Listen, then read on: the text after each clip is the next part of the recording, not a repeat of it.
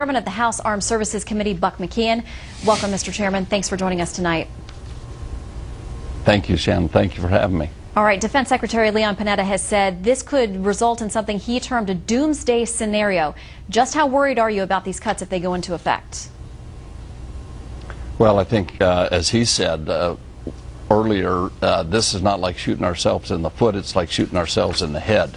I think if people understand that we have already cut, that will be in next year's budget, almost $500 billion, and then the sequestration of another $500 billion or more on top of it, means that going forth in the next 10 years, we would be cutting an average of $100 billion a year out of the defense budget, which means in the outlying years, we'd be cutting the defense budget in half.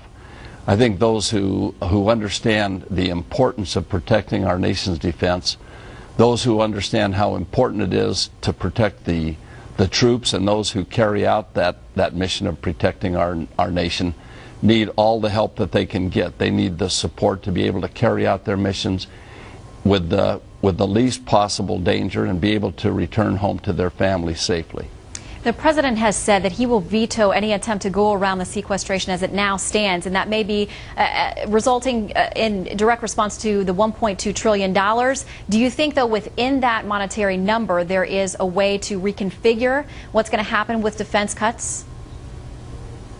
I've directed the committee staff to craft legislation that meets the following criteria. Number one, it has to be one that we can get through the Congress quickly. We don't have a year to debate this issue. Number two, it needs the President's signature, not his veto. And number three, it needs to meet the criteria that was passed in the Budget Deficit Reduction Act. We need to meet the savings, but we need to do it in a way that will not cut the troops and the veterans. So are you going to make suggestions that cuts be made elsewhere? Can you tell us anything about some specific portions of the legislation that may go to that end? We are putting together legislation, and we will have specific areas that we could recommend for cut.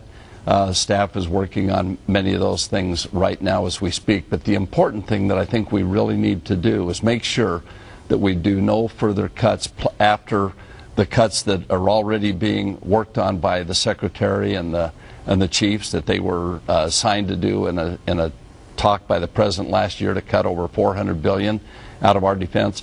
They're working on that. But when people understand how deep those cuts are and then figure what these new cuts on top of that would be, I think the American people will say no more. That's too much. Enough was enough. If we're talking about cutting 100,000 of our Army and Marines in uniform, taking them out of end strength, cutting back a carrier task force, possibly another BRAC. I mean, these are some pretty drastic cuts. We're talking also, we don't use defense to create jobs, but we have to understand that jobs are a side benefit. We have a strong workforce that builds the things that our military needs. And we have civilians that work in the Defense Department, and we have our military uniformed personnel.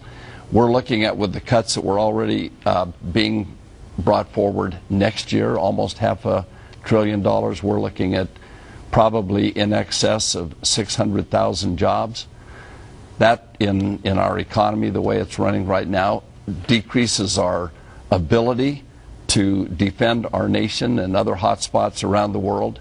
Look at what's happening in Egypt. Look at what happened last year in Korea. Look at what's happening in Iran. I think we need to understand that the world is not getting safer. And even though we've historically drawn down our military after every conflict, this is the first time that we've drawn it down while our troops are fighting and are outside the mission right now while we speak, carrying out patrols in Afghanistan.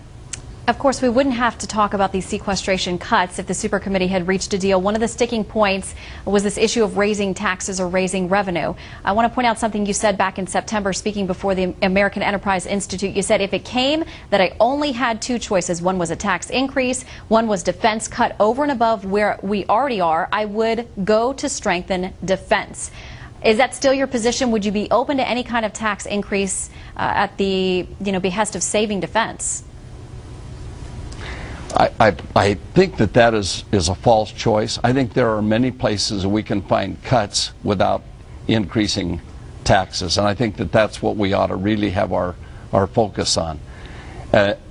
With a government that is spending so much in so many areas, I just think that the Americans we don't have a tax problem, we have a spending problem. And while I said that after that speech in response to a question, I think it's very important that we focus on places where we can cut back, and defense has been on the table. We've already cut, as I said, almost $500 billion. We'll see these cuts roll out after the first of the year. I'm just saying that sequestration was set up to be so onerous. President Obama and Senator Harry Reid said that these cuts were made to be painful. Well, we shouldn't put any more pain on our military. We should find other places to make these cuts. Chairman McKeon, we thank you for your time tonight. We will watch for that legislation on the Hill. Thank you, Shannon. Well, a Russian newscaster makes a very